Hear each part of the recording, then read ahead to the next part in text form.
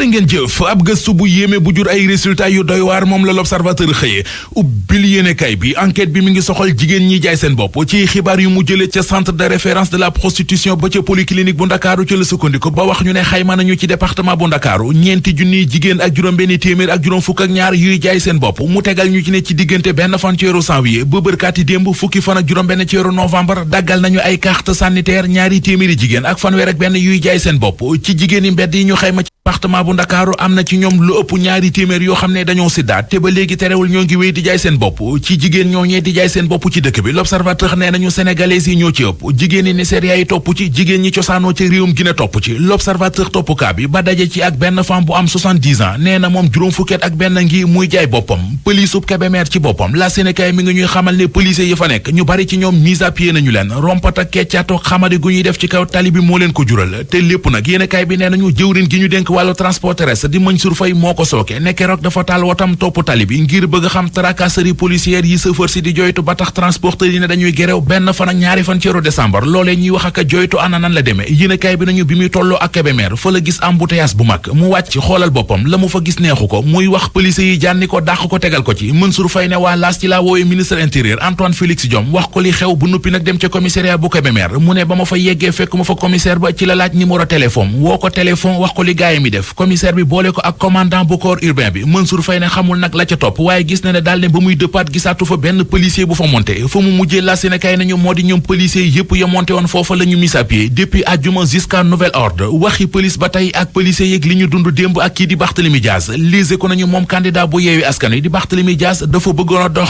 mbokk démb ci mbeddi Ndakaaru yi police aaye ko mu bañ ñu jàpp ko yóbbu ko police ub jëppal gannaaw bi ca lañ ko libéré libération nañu da doon dox mbokk takk der yi ne ko loolee bokk ca source nañu ci guérilla urbaine nag ci la ñu jëm ndax Barthélémy Dias nee na dox bi ñu ko aaye dana ko def fa la force jox na rendez-vous ay militangam tey ji ci alxames yi Le Quotidien nañu moom Barthélémy Dias ginnaaw bi ñu ko libéré démb ca la xam leen ñi koy tere mu doxam dañuy sonal seen bopp rek ne moom am na droit dem fu ko neex li neex le témoigné nañu moo di police ak préfet bu Ndakaaru ak ni ñuy doxaleeg Barthélémy Dias fu mu ne tëll ñu ne ko kirtim loolee bu ñu moytuwul ñoo ko nar a defaral yokk ko ay soppe xàllal ko yoon wi ko nar a dugal mairie bu Ndakaaru le mandat nañu Barthélémy Dias li mu ngànk yàbb yu ko nee na dafay battar campagne ba samba di ca demba lu mu ci góobe gar ko Vox Populi nañu génnaa na ci ndax démb bi ko Pape Ngagne Ndiaye invité ci Faram Facce ci télévision Futurs Médias fa la xam le ne teg na lépp fi suuf ne bëggul fitna di am ci réew mi di jugee ci moom ndax moom Barthélémy Dias du nitu fitna nitu jàmm la Walf Quotidien li mu gis ba bind ko moo di li am ci réew mi opposant bu yëngu takk deri teg loxo Antoine Diome mi leen yilif mu àndutul ak sagom journal L'Info ne ko moo taxit moom Antoine Félix Diome ministre intérieur waaye Yewwi Askan Wi yàkk nañu ko lu nekk démb ba ñuy conférence de presse La Tribune mel ne ku naan ñu du moom Antoine Diome rek la waaye Yewwi doon bi fa foore ak a njaay cekke ndax muy juge constitutionnel bii di Aminata Ali Ndiaye di Doudou Ndir njiital Sénat li gaa ñi bëgg moo di ñu jëli leen fa ñu nekk ki nekk ci xët mu njëkk Sud Quotidien mooy Abdoul Aziz Tall ministre de la République ba woon directeur de cabinet du président de la République ba woon moo xëy séq waxtaan wu yaatu ak journaliste yi Sud Quotidien yi ci waxtaan wa ca la waxee moom mu lay ne démocratie dëgg ci am réew oxygène la gën a soxla ci lacrymogène ginnaaw Abdoul Aziz Tall ci Sud Quotidien ñu xooli Abdoul Diaw ci l'Observateur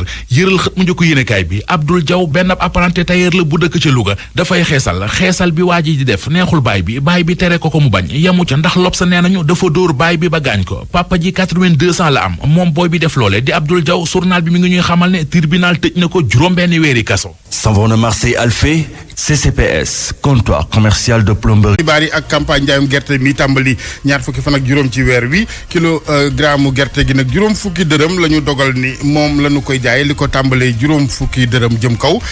ginnaaw bi nga xamante ni kon amal nañ ci ndaje ba dogal bi jip muy njëkk la woon daaw baykat yi fare nag bassin arachidier diwaanu Saloum rafetlu lu ni mel Barthélémy Dias soppi na waxin lu jëm ci li nga xamante ni mooy mbiram ci kanamu yoon benn la mu ne woon du wuy ji bu keroogee benn fan ci weeru décembre ci tribunal tegaat na ko ci suuf dox mbokk gi te naka noonu tey jii mu namoon caa dëkk commissaire bu jëppal naka noonu bana ko yëkkati kàddu yi te njëggalu ci kanam mu bàyyi ndem si yàlla Ndiaga Diouf Barthélémy Dias dinañ leen ko dégtal ci kanam tuuti ci waxtaan la woon ak Papa Ngagne Ndiaye ci Faram Facce télévision Futurs Médias université Alioune Diop bu Bambey foofee jafe-jafe ci wàllum lu nu daal di lekk ca daara ja moo waral juróom-benn fukk ci étudiant ñu rawale leen ca kër docteur service médical campus ba fa Mbour njaaxleem borom koppar yi ji seeni koppar ci société ngir mu jebbeeg yeneen ca boobu bitim réew ñoo jaaxle ndax cong yi fay faral di am ay wuy yu ngànnaay ñëw di jël seen alal ak yeneen ñu ngay sàkku daal ñu yokk li nga xamante ni mooy kaaraange gi fu ci mel ni Sandiara am na fa ci xibaar détachement gendarmerie bu Sénégal ci technique bi Abdou Thiam.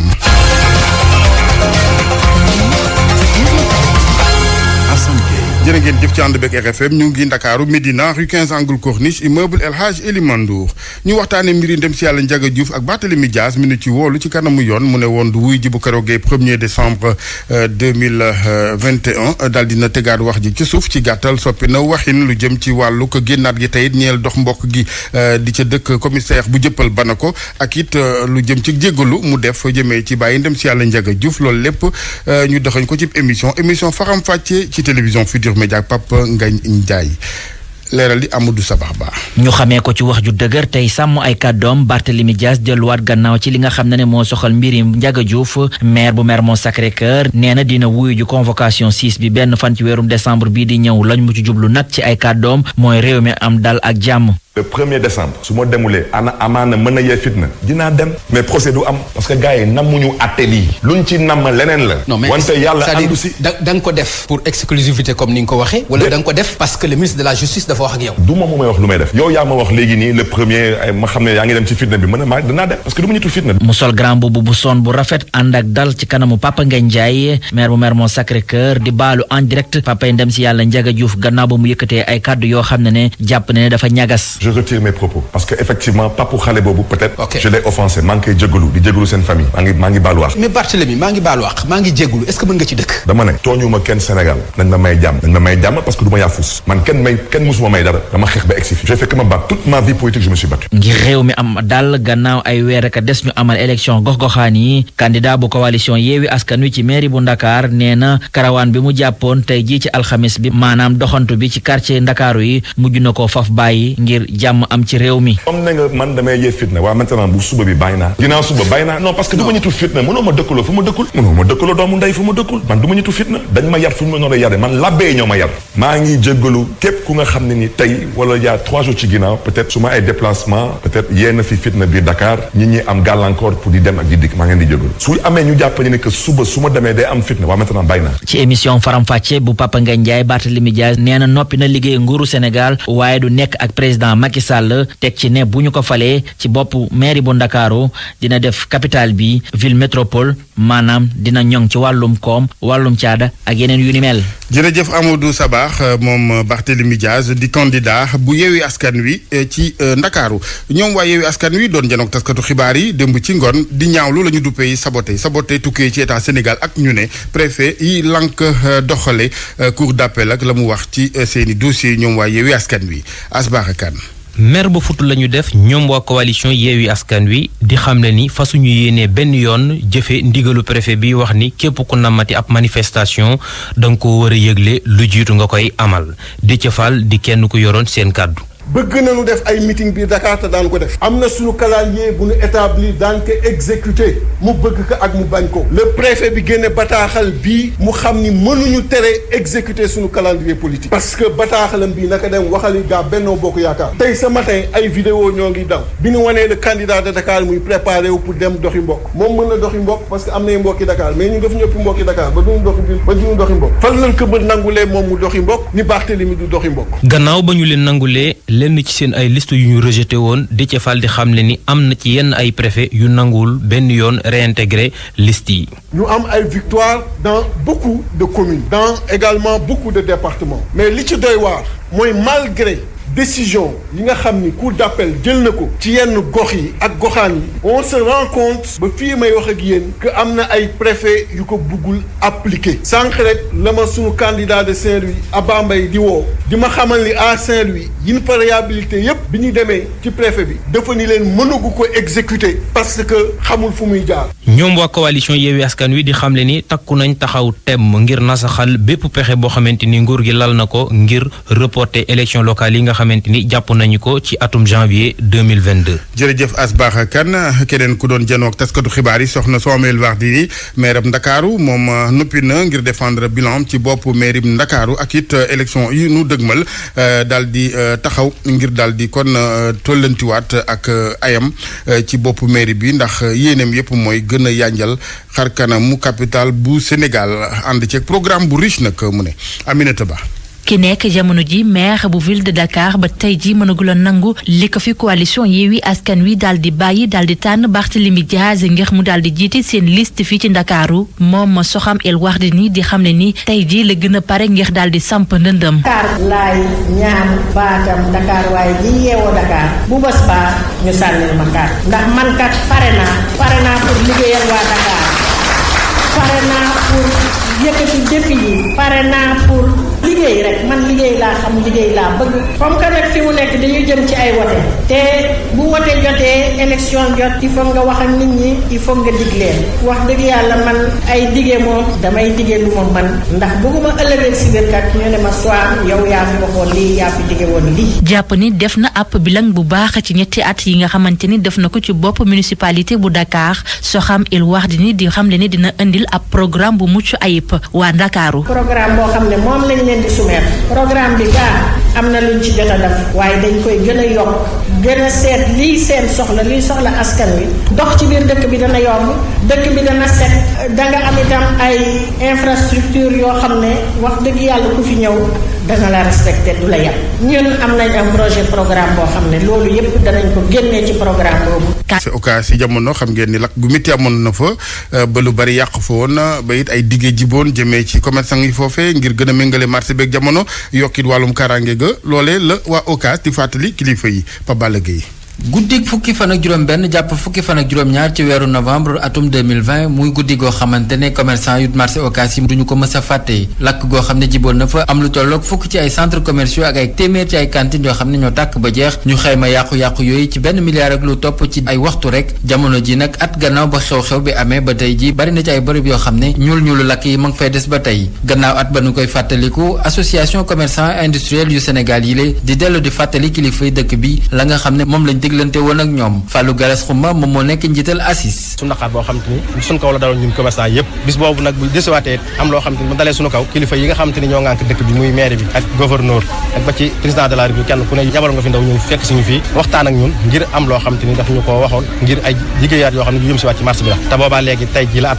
booba laa gisuñu ci dara loolu nag ñu ñëwaat fi wi nga tey di ko fàttaliku di leen ko fàttali te xam ne kat marché bi mooy dëkk bi. lu jëm ci wàllum kaaraange ak yenn ci branchement clandestin yi ba tey ji ma nga fa mbir moo xamante ne tax na ñu bëgg ñu gën a organiser waat marché bi lee sécurité éclairage public moo ko jiitu te lampadaire gis nañ ñu indi ko ci dëkk bi def ko fépp ba mu des marché wàllu balancement courant yi wax dëgg yàlla ñoo ngi ci soññ Senelec ba tàyyi ni ko am na ci balancement yoo xam te ni xañ na moo ñu daloon li ñu tegoon loolu nañ bëgg ñu gën ñu cee dimbali ba balancement boo xam ne awut yoon wala jaarut yoon ñu mën koo dindi. ñoom ñi nga xamante ne daanaka dañuy daal di jóg di góorgóorlu te kenn jàppale wu leen gannaaw ndimbalu xalif général des mourides jamono ji nag ñu ngi dellu di def seen kéemtalaay kàttan ngir seen i activité daal di mën a wëy di xaarandi itam séddaleeg lu tolloog junneeg juróom-benn téeméer ci ay cantines yoo xamante ne mairie bu Touba xam la ne daal na koy recensé ci gare bu ndaw fa nga xam ne moom lañ jort ne mën nañ leen faa yóbbu Papa Balla Gueye Touba rajo Futur Média. sport gi ñu dalal sëñ Cheikh Ahmed Tidiane bisimilah. acca Alaaji Assane gannaaw ba ñu la nuyoo daal di nuyu mbokk auditeurs yi daal di ko door rek wàllu volleyball ak équipe nationale bu Sénégal ci wàllu góor ñi ni ki démb la ñu daal di am entraîneur bu bees moo di Cheikh Sadibou Lo gannaaw ba ñu ko tabee nag moom daal dina yëkkati ay kàddu wax ci li nga xamante ne daal moo di mbébétam ñu déglu ko ci micro yu suuba jon sant yàlla moom mi ñu may kattan ñu mun a nekk ci volleyball bi depuis bu ñuy gone jot ci def suñuy jéego ba ñu ràññee ñu ba ñu mun ñu dénk lu mel ni équipe nationale waaye tamit di gërëm waa fédération bi nga xam ne moo ñu wóolu dénk ñu mission pour ñuy yor équipe nationale bu Sénégal. ban taxawaay nga jàpp ni moo gën a jàmp ak mission bi noo ko bëgg a doxalee ci boppu équipe bi. sunu équipe nationale bi ñëpp xam nañ ni fii ci Afrique de l'Ouest Afrique dañ ko scindé en zone 2 mooy zone Afrique de l'Ouest ñun Sénégal ñoo fi tegoon tànk ñoo ne woon dëkk bi gën a xarañ tournoi boo fi organisé ñoo ko doon jël ñoo doon jiitu waaye léegi am na ñeenti at am nañ problème pour nekk ci kaw am na ay réew yu ñu raw donc li gën a jàmp fi ñu toll nii mooy fexe ba góorgóorlu jëlaat suñu leadership maanaam nekk njiitu zone 2 loolu moo gën a jàmp di ci des fexe ba nu ñuy delloo Afrique ci continent bi di yéeg ndànk-ndànk ba bokk ci dëkk yi gën a xarañ Afrique. équipe nationale buy defaru foog ñu dem ci base locale ndax base boobu mooy tax après ñu mën a convaincre expatriés yi nga xam ne nekkuñ fi ñu mën a sawar ñëw te ci base locale bi tamit am nañ ay professionnels yi nga xam ne fii lañ jàngee ko. gannaaw loolee ñu daal di waxtaanee surf jàppale nag dafa di discipline bi nga xamante ni donte ñu bëri xamuñu ko waaye ñu ngi koy pratiquer fii nii ci Sénégal ba tax na nag ñoom daal dinañu soobu ci ay. Cheikh du la ci génne de expliquer surf. surf maanaam ci géej gi la waaw ci géej gi lañ koy defee maanaam sport bi nga xam ci géej gi lañ koy defee. ba pare da ngay teg benn genre plaque. taxaw ci waaw manche kii. wala ànd ak vague yi di dem. voilà di slalomé. boo dëkkee Kajoor moom du yomb ci. waaw mu nga noonu loolu nag foog nga doon lépp te boo xoolee sax lépp ñoo koy def fii ni Dakar ak ñenn ñi nga xamante ni xëy na ni voilà quoi. beneen classe sociale la. jàppale nag ñoom di yëngu ci wàllu surf nag ñi ngay amal li nga xam te daal moo di stage entraîneur di wàllu niveau 1 loolu nag ma nga am nag ci ndigalu comité national olympique ànd seek fédération internationale bu surf ñoom nag démb lañu daal di door li nga xam te ne moo di lël googule ngir waajal itam lii di Jeux olympiques de la jeunesse nar kaa amal ci atum 2026 fii nii ci Ndakaaru dañ siy daal di déglu Seydina Diagne moom moo di secrétaire général bu ko nos ci micro yi Souba Dian. stage la boo xam ni guleet mi ngi soog a am Sénégal mosul am ndax mbir la boo xam ni surf mosuñu am benn stage technique boo xam ni comité olympique moo leen ko jox pour ñu mën a parfaire li nga xam ni ci seen liggéey waaye dañu teg suñu bët fii ak ay juróomi at dañu war a organiser li nga xam ni moom mooy Jeux olympiques de la jeunesse. Jeux olympiques de la jeunesse nag guleet muy soog a am Afrique Sénégal moo koy ubbi réew boobu mu leen moo tax ñun dañu war a préparer wu du préparation bi nag du rek sur le plan technique maanaam suñu athlète dem participation déedéet préparation bi dafa am participation suñu athlète bi waaye tamit défi de l'organisation waaye dañ ne nañu commencé ci ñi nga xam ne ñoom ñooy techniciens yi nag pour ñu mën ñu jox ay athlètes yu baax il faut que ñoom seen bopp ñu former leen formation boobu nag dañ ñëw def fii muy financement boo xam dañ ko jot ci solidarité olympique yi nga xam ni benn pàcc la ci biir comité international olympique ñuy liggéey ak ñoom ci ay stage technique yoo xam dañ koy def chaque année waaye surf bii pa moom niveau 1 la tàmm donc ñooñu nga xam ne ñoom ñooy liggéey fii bu ñu paree normalement ñoom war nañu mën a dem xool ci ay xale Sénégal yoo xam ni tey mën nañu participer ñoom suba ci Jeux olympiques de la jeunesse ñu commencé leen tàggat waxtaan ak ñoom liggéey ak ñoom. voilà kon ginnaaw surf gi Cheikh Tidiane. am na mbokk munu gindi fii ne ñoom ca Ndar Saaraan la ñu ko tuddee. Saaraan waaw Youssou Diallo ñu koy gërëm PCA Sonacos. ndax dafa dërëw Babacar Fall ndax xam na ni Babacar Cilmax la ba man Kajoor. xamuta dox yow Kolda donc jàpp nañ daal Ndar moom Saaraan la ñuy duppee. loolu di surf. Saaraan mooy surf. voilà waa kay ma nga noonu alaaji. jërëjëf ñu daal di ko jeexaleeg wàllu football ak Samuel Eto'o mi nga xamante ni ca Cameroun ni ki démb la daal di déposé candidature am ngir daal di jiite fédération camerounaise bu football moom mi nga xamante ni moo fi doonoon ancien attaquant bu Lions indomptables bu Cameroun moom nag daal di déposé candidature am ci jamono bi nga xamante ni daal ñu ngi gis ay jafe-jafe ci fédération sénégalaise fédération camerounaise bu football ki nga xamante nag moo ko jiite jamono gi di Seydou Mombo Njoya moom nag ni ki weeru janvier bi ni weesu woon dañoo daal di gàntaloon li nga xamante ni daal moo di candidature am ba li mu jël sax li nga xamante ni moo di maanaam daal boobule structure moom nag di Samuel Eto'o fàttali li jëm ci wàllu élection AG assemblée générale bu fédération camerounaise bu football nan nañ ko amal kon bokk ci weeru décembre laata sax ñuy door li nga xamante ni moo di coupe d'Afrique bi foofu la ca Cameroun nar kaa door juróom-ñeenti fan ci weeru janvier jàpp juróom-ñaari fan ci weeru février ci atum 2022 kon bokk Alaaji Assane xanaa rek ñu dem Saaraan yi ñëwaat. waaw mu ngoog jërëjëf Cheikh Tidiane del Saaraan fu amul kekk nag.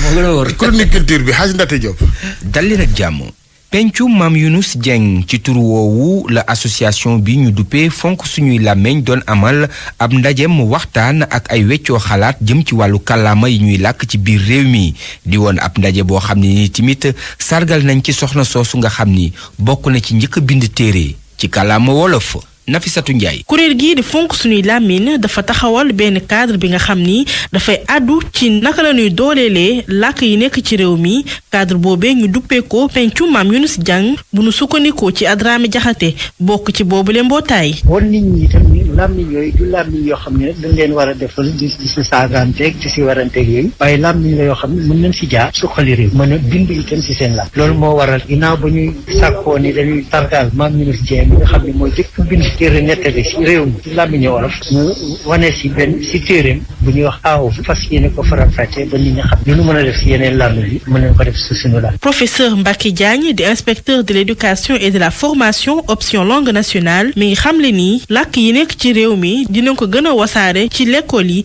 fileeg 2022 état bi daa bëgg juróom-ñeenti région kon làkk réew mi ci classe yu njëkk yi loo xam ni Sénégal bu ko defee njàngale mi dina jëm kanam te dana tax école bi doon école u réew mi école u mbooloo mi école u gox yi parce que bu boobaa la ñuy wax ci biir école yi nit ñi dañ koy xam. Ndeye Bogi Sow Camara di doom ci Mame Younous Dieng mi ngi xamle ni yaayam dafa yellool bile hommage. Marguerite jàng na nasaraan dafa bëggoon rester sénégalaise yëfi Sénégal moo ko saf ci biir xolam bala xalam di neex mu nekk ak ay nasaraan wan leen ni man wolof laa jéemu ma benn fexe nekk tubaab bi xam-xam moo ma ci yóbbu woon. ci cadre promotion des langues nationales ñu seen xam-xam màcc ci wàllu woowee ñu ngi amal ay waxtaan ngir taxawal ay programme waaye itam ay jumtukaay ngir mën a jàngale làkk yi nekk ci réew mi. théâtre tey jii ñuy ubbi ci centre culturel Blaise Senghor bu Ndakaaru ab atelier cartographie jëm ci wàllu théâtre fii ci Sénégal.